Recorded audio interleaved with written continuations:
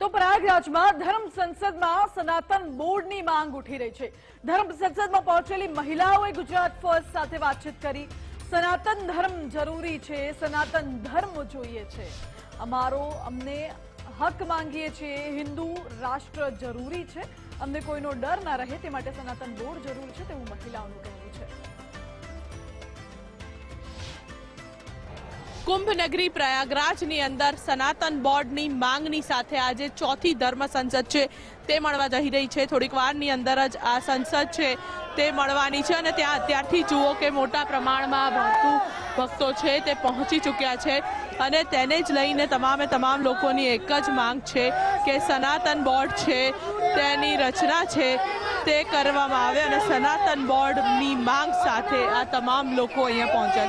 क्या कहेंगे, क्या मांग है आप सब लोग? हम लोग का मांग है, समय की मजबूरी है, सनातन बोर्ड जरूरी है। हम लोग का मांग है सनातन बोर्ड चाहिए। क्या दिक्कत क्या आ रही है, क्या तकलीफ हो रही है तो ये मांग रखनी पड़ेगी? मुस्लिमों को क्या तकलीफ थी, मुस्लिमों को क्या तकलीफ थी, उन्हें वक्त वोट दिया गया, हमें क्यों नहीं मिल रहा? हिंदुओं का देश है, हिंदुओं के पास कोई वोट नहीं, सनातनियों को वोट नहीं मिल रहा।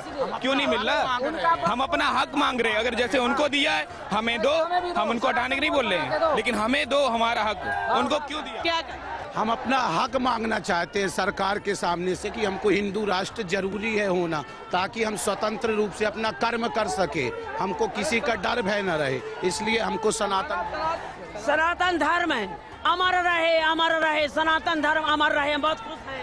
सनातन धर्मની માંગણી સાથે આ તમામ લોકો છે। क्या कहेंगी आप, क्या मांगे? राधे राधे।